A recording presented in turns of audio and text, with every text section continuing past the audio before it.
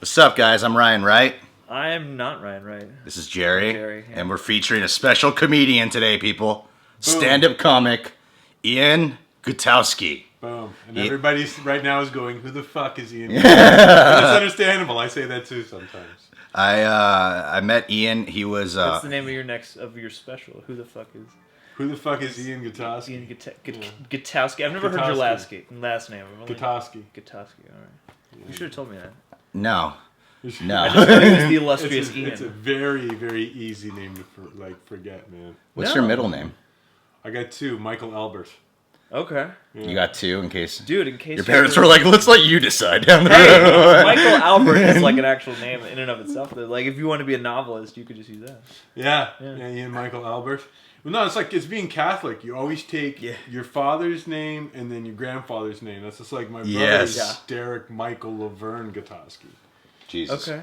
It's crazy. Dude, I grew up in the... You're just making like a chain of names. Yeah, man. Yeah, it's just a massive chain of words. We have to remember everybody who ever came before us in our family. This is the only way. Yeah. So today I'm calling this podcast The Power of Comedy. I have a very special place in my heart for comedy. Like, I think that's what separates like the reaction show we have from a lot of other channels. There's a very special comedy in my heart for places. Yeah. Ooh, that's deep. That's deep. It's like a towel. Anyway, there's a special place in your heart for comedy. Well, yeah, there's a special place in my heart for comedy because in a lot of ways, comedy saved me growing up. Sure. I grew up like my biggest, as far as like comedians go, my first big influence was probably Conan O'Brien. But growing up, like I grew up on the show Friends, and one character I really connected to was Chandler. And Chandler was known to be the defense mechanism guy who masked everything with humor. And I remember learning that, and I was like, fuck, I should do that. I'm in a lot of pain. Let me just mask all my pain with humor. Fucking Friend showed you a magic. Yeah, Friend showed me a magic. So, but then along the path, like Jerry and I like we started doing improv classes together for years and did a lot of improv shows where we tried doing stand-up, and then it enhanced our observation skills.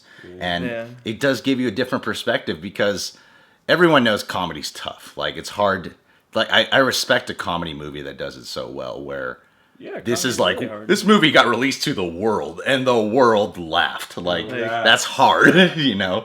Because normally comedy is very specific on who you're talking to or what your audience is, That's why I wish like the business, so to speak, would take comedy more seriously because I was like, it's not that easy though. Like, have you written a sketch? Yeah. Sketch writing's hard. It's hard to make people laugh. Like, most of the time, it's one thing to be funny in conversation. It's another thing when you're like, we gotta write some shit, Well, yeah, when you actually have to think about it. Yeah. Conversation well, about thinking. Then there are people, you have a room full of people that you don't fucking know. Like, when you're doing stand-up. You're out there, you're looking at it just like, oh, these are just human beings that I've never seen before. And I gotta get them to like me. You have to skip breaking the ice, getting to know each other, and just go straight to, I think you're funny. Yeah, exactly. That's super hard to do. And especially when you're presenting comedy, I feel like people go in with this guard, like, all right, let's see if this monkey will make me laugh, kind of thing. I feel like a lot of people aren't just, all right, I'm ready to laugh. Let me just be receptive and open. See, when I'm in a stand-up show, I just want to laugh. Like, I want you to make me laugh. Like, I'm not going to be like, yeah, you better earn it. Like, yeah. But there is something, and it's an American thing. When you perform in other countries, I've performed in a few other countries, and it's viewed very much as an art form. Where out here in the States, because of the competitive nature of America, that's the whole... Well, you better make me laugh. That is so it tends to be. I'm from Canada, so I see it. But it's this better be worth my 2-drink minimum. Yes, Jerry, that's it. So that's always like my thought process of you're right, where it's just you get those crowds sometimes where their arms are crossed and like, oh, I've got to earn. Yeah. I've got to earn your trust and your love. Right now, instead of you just being open to this. And those are tough. But they're also like, I like those crowds if I'm doing like a headline set, like 45 minutes. Because then I'm like, this is my challenge tonight is to turn this crowd. And when you can do it, there's nothing more satisfying. Mm-hmm. When you go up and they're like that and you've got a 5-minute spot, you don't have a snowball chance in hell of turning that crowd. Yeah. You just pick on yourself and pick on them and being like, peace out, I'm done, and just like leave it there, with a little bit of, not so much shame on the table, but like that is a thing. I experience, especially like LA. You experience that as soon as you go over the hill, man, into the Hollywood Hills. Like you do rooms out there, you pick that up more than anything. Oh, totally. I actually see what you're talking about, thinking about like looking back on those moments where I've been there.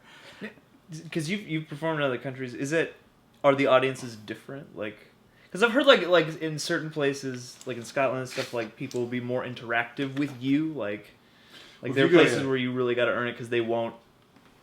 Like the fourth wall isn't a thing. Yeah, and I haven't performed in Scotland or England, but that is very like one of my good friends that's out here. He started there, and he's like, yeah, it's a battle, and he goes, and they want you to bring it. Like that's what they want. Okay. You know, they want you to beat you over their heads. So yeah, but then you have other countries like you go to Canada, and you know, they view it like they're going to a play or they're going to see a show. Like that's how they view it, which is how comedy should be. Cool. Like, that's cool. Comedy's the most subjective art form, which makes it, I think, the hardest art form, but it seems to be the most shit on. Yeah. So, you know, it's like viewed as clowns and stuff. I'm like, no, these are your satirists. These are the people that are pushing issues. Yeah. These are the people like Lenny Bruce and Pryor. Yeah. What they've done socially for this country is pretty huge, you know? Well, that's it. Like, the comedy and writing both have that thing where, like, people approach it kind of like, oh, I could do that. Like, it's not, at least around here, like, I think, like, it's cool to hear that people in Canada and stuff, like, they treat it like they're, you know, we're engaging in a show. Because here it's just, like, everybody assumes they could do it and just didn't have the time, so I'm going to pay you to make me laugh. Yeah, I'm doing this on the time right now, but I got the extra 15 minutes. Yeah. It's like, if everybody in America sat down and tried to write a stand-up routine, I think people would respect it more. Yeah, you're right. Yeah. I feel like when people walk out of comedy shows, like they watch a lineup, they always just walk out and the most reflection they have is this person was funny, that person wasn't funny, that person was funny, this person was funny. You just remember the people who were funny and anybody who was especially bad. But like comedy to me, like I look at some of the greatest comics. Like currently Louis C.K. to me is one of the best comics. And his stand-up special called Hilarious honestly helped my perception of a lot of things. Yeah. You know, like I was having thoughts at the time of we live in a much better day and age, you know, like everything, like people would travel years to get from New York to California. We have planes now, you know, like we got so much.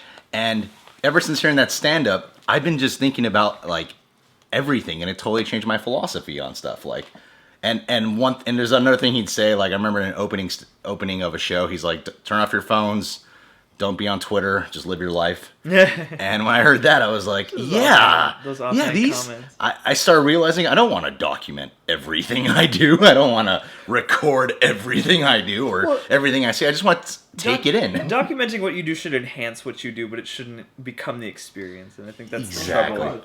How about that for a change in society of people now that are addicted to social media, and their currency for connection is simply likes and comments on a photo. Yeah. You know? Exactly. My question is what does that turn into mentally down the road? Because there's going to be an imparity there that's going to somehow shift. Like, I'm not sure what it's going to be, but when you don't know that real, what the real human experience is which we're connected, is you need to be around. We need to be around each other. We need to talk and it's this weird touch each other, you know? Like, robotic thing, because it's like encouragement, but without any of the human elements. So it's like the mathematical version of encouragement, and it's hollow that way. It's like that's what you have to go on, 100 likes. And some things just feel so. Comedy can also be reassuring and not make you feel alone. Yeah. Like in reference to him, he's not the only comic I listen to, but Louis C.K., when I was broke for many years, and he had this awesome stand-up about being broke. You go to the bank and shit? Yeah. Just like, I have to earn $10 to have no money. Which is like, that's something that like you've said out loud before, like in anger. And hearing that was so like, there's funny stuff about being broke. Because when you're broke, it fucking sucks. But it was so relieving to find humor in being broke. And it kind of gives you hope in a weird way. Like, you know, it's not so bad. Everyone's laughing because everyone's fucking been through it, you know? Well, that's the same. People don't understand just how powerful like comedy is. Like when they say laughter is the best medicine, like they're not lying about that. There's like studies showing that people that laugh so many minutes a day live so much longer and stuff. Yeah. It's something we need. It's a release from tension. It's scientifically good for the heart. Like, it's been proven laughing is great for your heart. It's a stress reliever, man. Like, think of how hard this world is now and how hard it is to make a living and stuff. And going and just having a moment in time where you forget everything and you're just in a moment and laughing. Yeah. With some stranger you don't know making you laugh, or somebody you spend a lot of money to go see. Well, that's the thing is like making people laugh. Like, that's laughing is the only thing, is like the only emotional response that creates community. Yeah. Because like, true. You know, a lot of emotional responses to things can drive you away from people or bond you to one person, but laughter is like the one thing where everyone's kind of agreeing that this thing is cool and funny, you know, and you're all in the room together. Like, it's not limiting. I never feel like laughter is limiting. Yeah. You know, it's like it's a shared reaction. We're all on the same wavelength, you know. And there's all kinds of comedy that all can be enlightening. You know, like we did improv, and I love improv. Like, I love watching a good improv show. You know, when it works, man. It's a symphony. The kind of improv shows I hate is when someone is just not going along with the scene and trying to crack one-liners. Well, yeah, you're doing bad improv. Bad improv is bad improv. But watching great improv, like watching people become creative. And something so funny, you're like, that could be a scene in a movie right there. It was so funny. You should just record this and put this on YouTube. Like, when there's some of that approach, like in Second City and stuff like that, because a friend of mine's taking a class where the kind of thesis is they're improving out scenes and then finding sketches within them and then turning those scenes into sketches. So you get that kind of, that step-ladder effect is there. Yeah, totally. And see, I always feel like each faction of comedy, like everyone's kind of a mixing board, because like stand-up, improv, and sketch are all very different. Totally. Like, the approaches are different, you feel different doing them, so I feel like everybody is like really, like, has one they're the best at, one that's in the middle, and one that's kind of the weakest. Yeah. And then, you know, well, having occasionally some guy will have all three, but... What's up, special guest Ian? I was just about to say, yeah, I think that's like the perfect storm, if you can get all three, but I find that the personality traits on all three of those type of performers are very different, too. Mm-hmm. The angry, bitter... Those are your stand-ups. Yeah. They've got something in their chest, and they got to fucking get it out. The opinionated ones, The opinionated ones. And then the sketch are usually like a lot of like very like diehard actors and actresses. Usually maybe have a drama background. And then the improvers are just usually get like the drama kids and stuff. The ones just like to have fun. Yeah. You know, it's like they're like a cooler bunch. Yeah. I think they get along a lot better. Yeah. Well, yeah. And then the sketch. But like I find that there's like the culture in all three of those forms of our comedy come from three different specific cultures. And three different processes. Yeah, three completely different processes. It saddens me that people will always narrow down comedy to it's funny or not funny when there's so much more to comedy than just that. It's like watching a drama. You don't walk out of a drama and go, it was dramatic. Or, no, it wasn't dramatic. Like, or to try to look at it objectively. Like when I was in my 20s, I didn't care for Bill Hicks at all. And now that I'm in my late 30s, like Bill Hicks is who I look up to and who I'm just like, how can I craft myself like through who I am into more of how free he was with himself. Yeah. And now I find like I can sit and go down a rabbit hole before I couldn't watch 5 minutes of it. Yeah. So there's a good point for comedy too. You know? I gotta listen to more Hicks, man. I know what you mean. Like I was just telling you guys about this. Well, like today. I was today, Veronica and I woke up to this horrible text from her mom. Her mom was just totally ripping me apart. Like she saw this channel, and you know, sex comedy is part of the genre of this channel. It's a brand of humor. You know, it's like. Correct. Like, if you look at actors, you got, like, Seth Rogen, Jonah Hill, Judd Apatow. And then you got comics who push the envelope, like Louis C.K. And you even listen to Loveline, and there's Psycho Mike on Loveline. He's a comedian, but he hosts this radio show. And a lot of these guys are married or have kids. Or Dane Cook will even go really far with his sex talks a lot of the time. Howard Stern, right? He's one of the, like, he's like a great father, a great man. But this is his brand. This is what he yeah, exactly. And like her mom was, you know, like I understand it because it's her mom, you know, like yeah, of course. I'm just degrading and I have no respect because sometimes I make jokes about Veronica, but I do the kind of jokes where I'm making fun of stupid comedy. Like, my sex... Ryan Wright is kind of a... Yeah, my sex jokes are so stupid, so obvious, and that's why people laugh, because I'm acting like it's original, you know? Yeah. But I'm fully aware it's not original. There's a mild satire. Someone say, hey, did you come last night? Then I go, ha, come. Like, something stupid, like I'm an idiot. Like, you know that's dumb. Yeah, like, everyone knows it. I know it's dumb, but I'm just saying it. And Veronica, sometimes I make jokes, too, about us. And, because, you know, like, as a comedian, a lot of times you joke about real-life things. Yeah. And so sometimes I just joke about real things. I mean, people might swallow that better on like a stage than on all of the internet. Yeah, true. Like, I think that's true. That's a deciding factor there. So Veronica, you know, like, feels like, even if it's not about her, like, oh, I degrade women and I make women look bad. And I'm like, I don't think I've actually influenced anyone's mind into looking at women a certain way, because everyone's comments are always like, you're digging your grave, Ryan. Like, that's a good litmus test for who. Yeah, like, everyone's not like, Ryan, you're so right about women. Like, everyone's always like, you better watch what you say, man. So, I mean, that's a slippery slope, because anytime you're not just saying anything directly, you run the risk of people not understanding it or not reading what you want them to read. Here's my point. If she doesn't like what you do, I hope she doesn't buy any fucking, like, Coke products or anything from fucking Macy's, or anything from most stores that, if you want to talk about objectifying women, that nobody does better in this country than the fucking stores that we shop at. Yeah. That run this shit. Marketing firms. It's so, whenever people take a stance like that, I'm like, I can always point out the hypocrisy in it, because it's just like, come on, this is just comedy. This is what you do for a living. Like, get over it. It's okay. It's okay. Yeah. It's not, you're taking it on is not worry for your daughter. You're embarrassed for yourself. I don't want to speak for anybody, and I'm a little high, but it's, you know, it's that thing of okay, this is an embarrassment to me. I don't know why it makes me feel this way, but, you know, and then it shoots down, instead of maybe looking at it and not being able, because it, like, instantly puts up a guard. Yeah. You can't break it down and look at it properly. It'd be like, oh, this is what he does for a living. He treats my daughter very, very well, and they're very, very happy, and he provides. Like, what more do you want?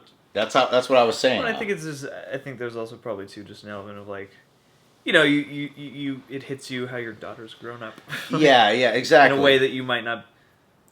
That might just boggle your mind. Because Veronica and I go back and forth a lot on this topic. Like, it's been over a year we've been dating, and this still becomes a reoccurring issue. Because the bit I would do often when there was a girl on was I would hit on them. You remember that, Jerry? Like, all I did was obnoxiously hit on the girl. Like, it was so apparent I was hitting. It wasn't like, is he flirting? It was like, well, a lot of the gals you've had on since early and just throughout have been friends before. Yeah, and like, so they all know it's just jokes, and that's why there's girls who've been in, like, over 40 videos, like so many girls, because they don't take what I'm saying seriously. They're not offended, and I'm usually not alone in a video making some joke about women. Usually there's a girl next to me. You're playing off or something. Yeah, usually there's a girl next to me to tell me I'm disgusting, or I'm stupid, or this is weird. You know, like, there's always someone else to balance it out, or you, to balance it out and tell me how fucking strange I am and how weird I'm being. So, except for Danielle, she plays along with my jokes, but everyone else kind of... You need one person. Yeah, you need that one girl who's nasty. But, like, you were even talking about Amy Schumer earlier, Ian, and, Amy Schumer is fucking naughty as hell. Like, well, I don't know, it's just like, do we just want a unisex society where we can just walk around and we can't tell if we're male or female? Like, there's going to be a little bit of give and take there, and I don't say you should be a misogynist, because that's not right, you know?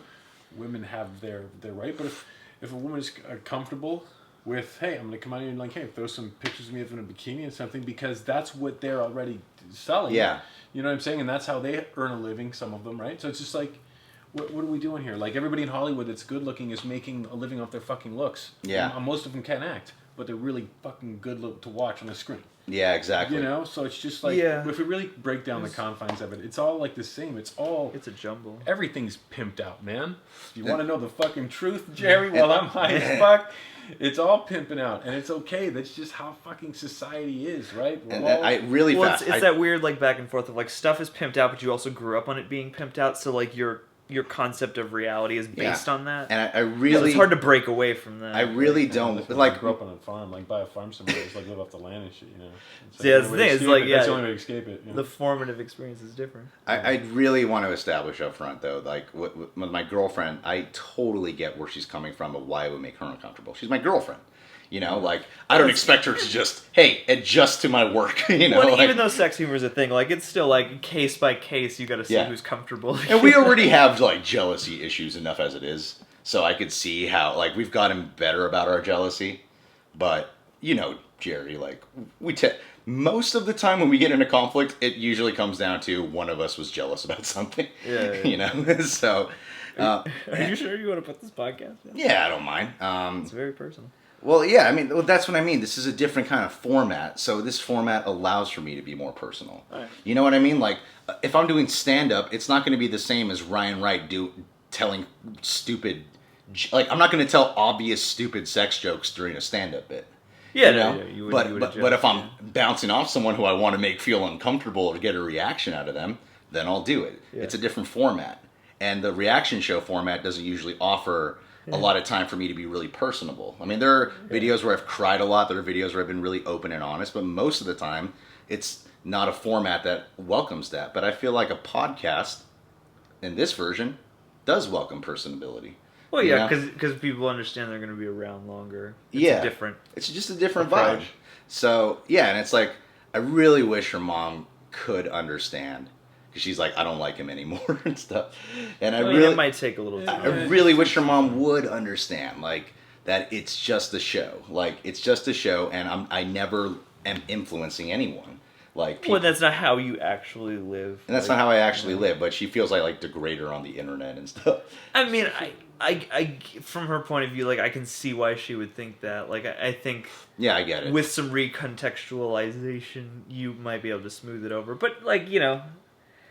If you run across that and it's your daughter and all that stuff, like I can understand why you would knee jerk, you know. Yeah, I totally get it. And I don't expect her to go, well, he does this, this, and this for her. Like, after watching one of my videos and being shocked at this is who my daughter is dating. Like, well, and it's an identity thing. It's not numbers, you know. Yeah, exactly. You know, I get how it would be more of an emotional standpoint than a logical standpoint. Oh yeah, I mean when something like that kicks in, where it's like fear, which is like there's no rationale in there because it's not thinking from that part of the brain that can have a open discussion with the other side. Yeah, I really wish Veronica was here so she could give like a more clear perspective on her side too, because I don't want to speak for her. I'm just giving my side of the story. Yeah, I mean, it also works out, man, because it's you don't want to like. Yeah, I hope we stay together. I hope we have babies. Yeah, man. I hope we have like 2 babies, an adopted one, a black one. Yeah, you got to mix it up, reverse Oreo cookie. Yeah. I understand that. Yeah, and then I want to have 2 daughters. Treat one of them with a lot of love. Treat the other one with a lot of hate. Yeah. I've always start your own Star Wars spot. Yeah, and then I want like the evil one to kill the one I love. That way she will be more powerful in the end, and she will be my bodyguard for life. See, I feel like I would be untrustworthy in a different way with children. I feel like I would like pick one and start telling that kid that like certain words mean other objects, and just like see if I can get away with that for time. I would just perform weird thought experiments on my children. Yeah. Just be like, I'm gonna just call everything in this house blue red. And then see if you grow up thinking red is that color. I want to talk to one of my kids with a British accent and the other one with a Jamaican accent. Yeah, and then see if they develop. See if one of them grows up speaking in a British accent and the other one a Jamaican. Because what you establish as normal at such a young age, like that would be terrible to do to somebody, but it would be very fascinating. See, like right now, I bet I didn't influence a single person who's listening to do any of those things. Well, even though I was joking about Veronica and I having kids and me doing that. I don't think a single person was just influenced going, I should do that to my kid. Well, I just want to adopt like no one's gonna 19-year-old Korean twins. That's as far as I go with children. It's disgusting. Well, that's perverted. On what level? I mean, well, you're saying you want to adopt 2 19-year-old Korean twins. I think it's the adoption part. There's only one thing you'd want to do with 19-year-old twins. You can adopt them up till like 32 in Korea, I think. Really? Yeah. Ooh, what I would qualifies love as to. an adult? I'm pretty sure what I just said was a total lie. Yeah, I was gonna say. The legal age for Koreans is 31 years old. What a lot of people don't know about Southern Koreans, they don't mature till they're 68 years old. Yeah. Till they're adult size. I mean, that is true maturity. You would be. Yeah. That's probably when most people should go outside. The first time. So wait. Forgive me, but since we're all here and we're talking at least vaguely about comedy, who's everybody's like favorites? Who's everybody's like top like Conan O'Brien and Louis comics, C.K. you know, the most influential comics on you. And that's real fast. That's my answer to that question. I want to sorry. hear everyone's answer, but I also want to say like even talk show comedy's different. Yeah. Like Conan, maybe he could do stand up, maybe he could be in shows and stuff, but talk show is also another form. And I think that's where I've gotten my talk show. Talk show's like two-person. Because my reaction show is kind of like a talk show to me. And I pick up on the people who I've been influenced by talk show-wise. Like Psycho Mike from Loveline, Conan O'Brien. And a lot of that is like saying things that just make you look dumb or crossing the line. Well, something that you know is gonna garner a reaction, then you can like kind of bat. Yeah, and I forth, like, and I love people like Ian, there's like talk show is almost like improving a stand-up with a partner. Yeah, and Ian brought up Eminem earlier, and I think Louis C.K. does the same thing that I like about Eminem, is it's funny to see how words can sometimes rally up someone and just make them like so like get a reaction out of people. That's why sometimes I like saying something disgusting just to get a reaction out of people. And I know Louis C.K. sometimes does that just to get a reaction out of the crowd. He'll say something just so like unbelievably disgusting just so he can get the crowd to go, oh. Well, but by getting the crowd to go, oh, as well, like it's you funny, learn though. something about your room. You know something that's going to get a response, Yeah. and if you're quick on your feet, you can probe at that. It's kind of funny just to provoke people who are going to get provoked. Like, Also, yeah. Yeah, it's crazy that I don't know. I think like Hicks used to do it too, where he could get them almost angry. Yeah, there's something funny about that though. Yeah, like it makes me laugh. It's like It makes it deeper. And I didn't grow up on Andy Kaufman, but I saw the movie Man on the Moon twice when I was young. Yeah. And one thing I loved about learning about Andy Kaufman was he only did things that made him laugh. Oh yeah. Like that whole thing with, I saw it all on YouTube too, the actual footage of the wrestler and him on the talk show and how he was beating him up. So and like he wanted people to think it was real because it was funny to him, you know? Or like when he did when he's like on the show Taxi, when he's like, just have static start appearing on the screen and people will start banging their TVs.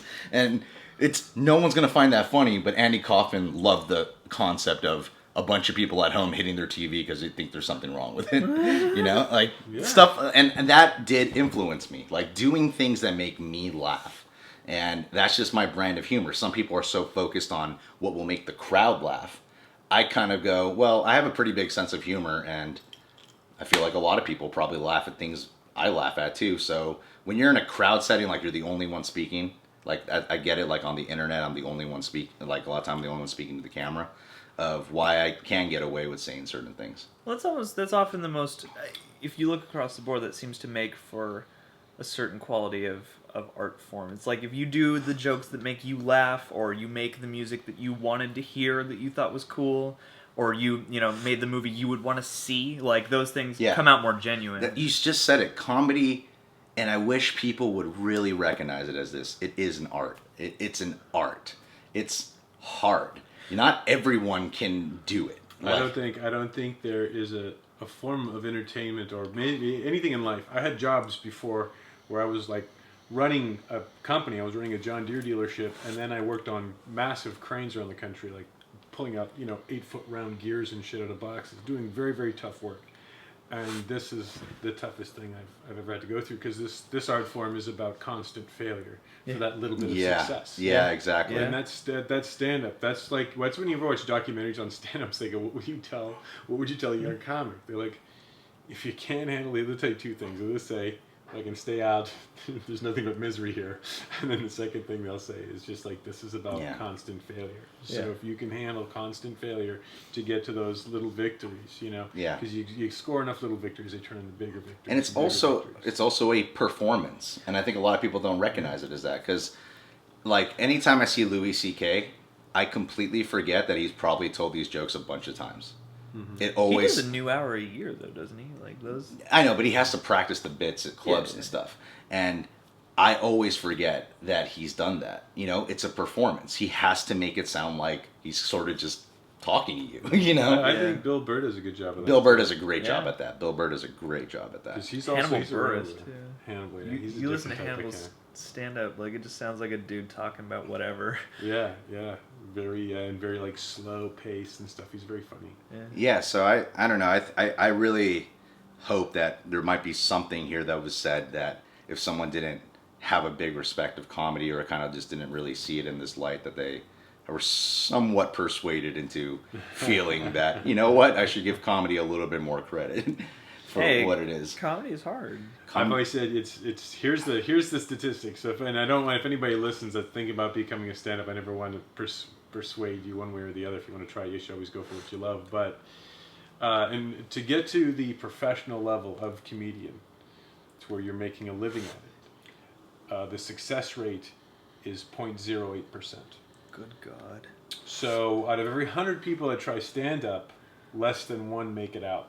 Yeah. And that's the truth. You know, I used to host everything in Orlando, like the Improv, the Bonkers there, and I would see talented people come through, and I'd see some untalented people move through, and I did everything I could to keep the good ones coming along, but a lot of them fell off and got families, got better jobs, they're gone.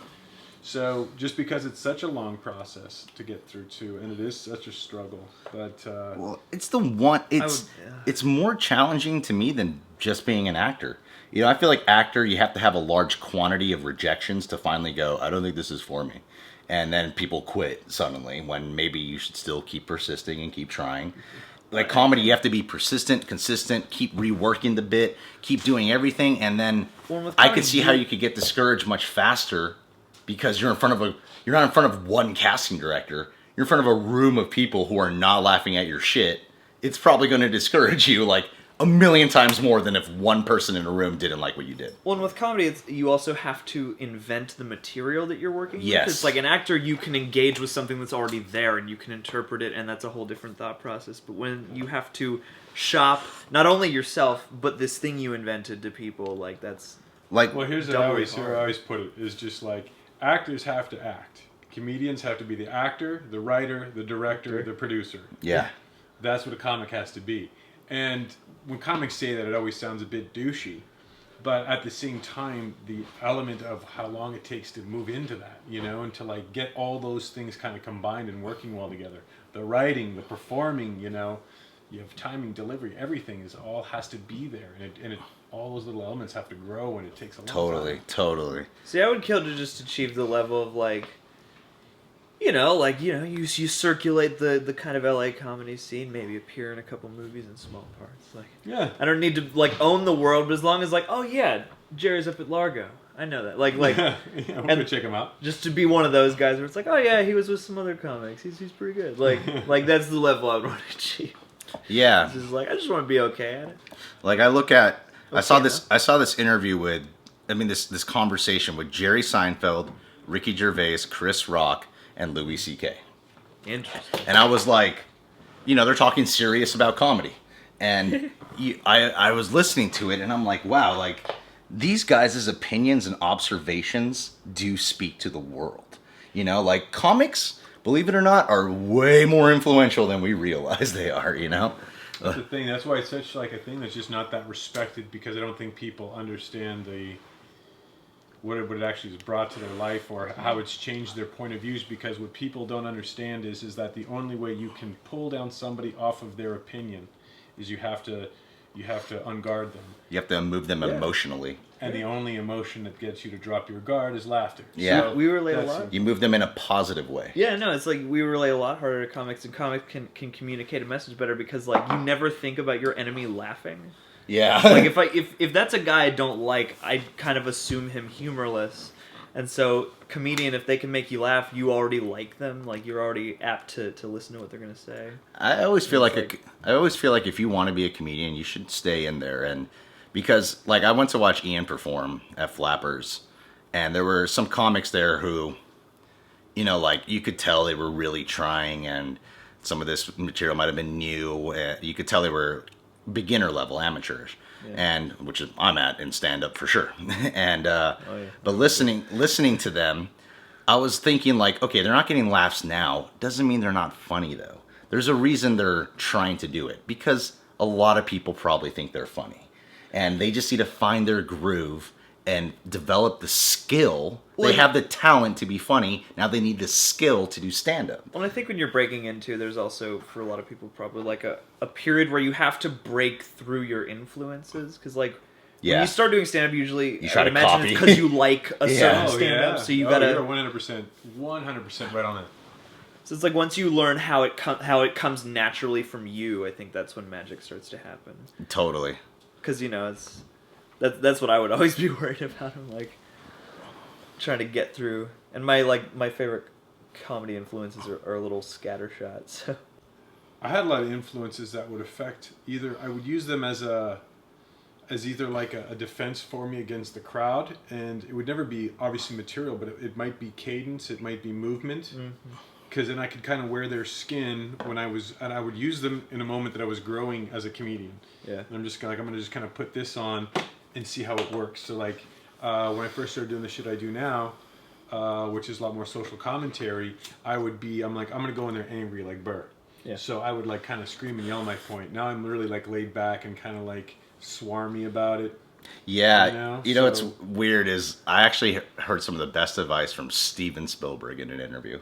He said that the day you just embrace something along the lines of like, you have to just embrace yourself and what makes you unique. Don't try to be anyone, and don't try to be your mentors. You know, like... Well, and that's like, again, with like any art form. Like study style, but don't copy style, you know? And I think everybody has to learn that by scraping knees, though, because like everybody's first thing looks like, you know, it's trying to go after their influences. Yeah.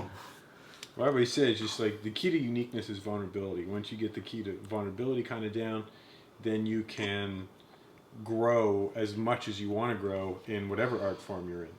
True.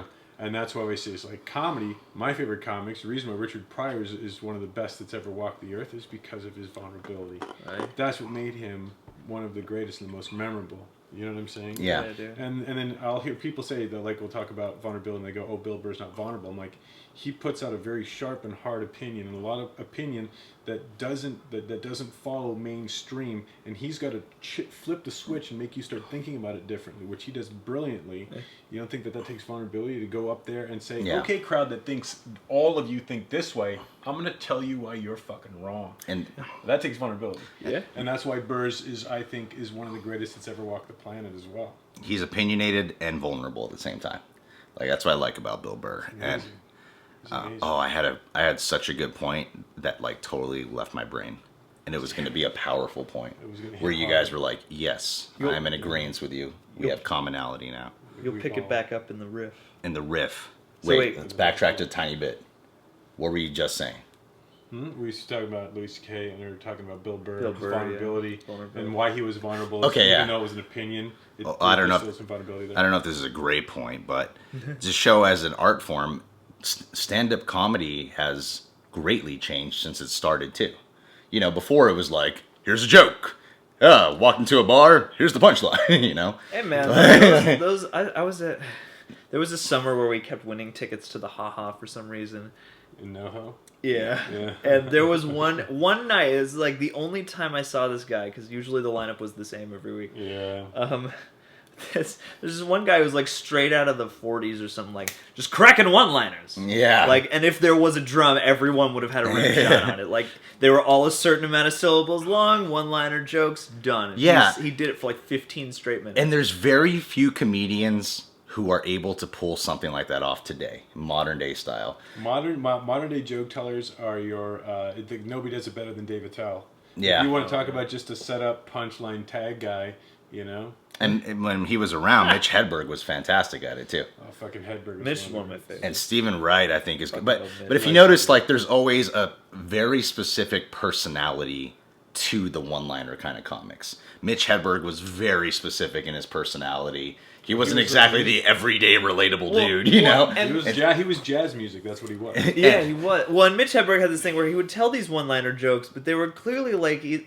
they were clearly like, this guy thought of that, not did everyone think of Yeah, exactly. Like, he found a one-liner about that thing you weren't looking at in the room. And Stephen Wright would do, like, the super dry, very serious face, monotone delivery. Like, they're... And who's the big one from back in the day? The heavyset guy, Rodney Dangerfield. Yeah, like Rodney Dangerfield, very specific. You know, he's like, my wife's cooking so bad, I got the only dog on the block that begs for Alka-Seltzer. And my favorite jokes, he goes, my wife is so dumb, she's so dumb, it takes her an hour and a half to watch 60 Minutes. I never heard that one. See, Rodney was the man. Man. He broke a lot of comedians. Man. He helped Jim Carrey out. He helped Jeff Foxworthy out, Tim Allen out. Damn. Gave Roseanne her big break, did everything he could for Sam Kinison. I mean, he was a kingmaker back in the day. If Rodney touched you, you were on your way, and you don't have that anymore. I don't know why we started talking about it, just because you brought up Rodney, but anyways, I wanted to... No, that's a great point. It's showing the evolvement of, like, what is now what we expect from comedy. There was a time where we were into, like, slapstick comedy in movies. Oh, sure. Then, like, Judd Apatow came around. Yeah, and was let's do the conversational-based banter, and now everyone wants that. Yeah, he threw over Adam Sandler. Adam Sandler and Mike Myers. Yeah, and even Jim Carrey style. And Jim Carrey all had this slapstick going along, and then Judd Apatow comedy kind of came and toppled that. Yeah, that's a good point. With conversation, same thing has happened with stand-up. Yeah. Like the big comics everyone references, like Louis C.K., Ricky Gervais, like they're Mark Maron. They're all conversationalists. You know, they're not one-liner comedies, and so. Well, and you know the nice thing is where I think what's happening is just like when you look at Bill Hicks. Bill Hicks says, "Look, I'm not a stand-up. I'm a social. Like I do social commentary, but I have no fucking platform." Yeah. And so stand-up's where I have to go. Now what you're seeing is you're honestly starting to see. Now that being part of the platform of stand-up. Yes. Well, yeah, it's like and especially now, like even post that turning point with Judd Apatow, it's like now everything kind of has like a weird irony on it, where it's like there's more philosophy-based stand-up, but there's also more like, what is the reality of the bit, sort of. Yeah. Like, I don't know exactly how to describe it. Like, I feel like, in a small way, like, Tim and Eric has affected a lot of things because people are willing to get more weird with comedy. And then also more poignant at the same time. I'm noticing that, like, even Seth Rogen does it a lot in his comedies now.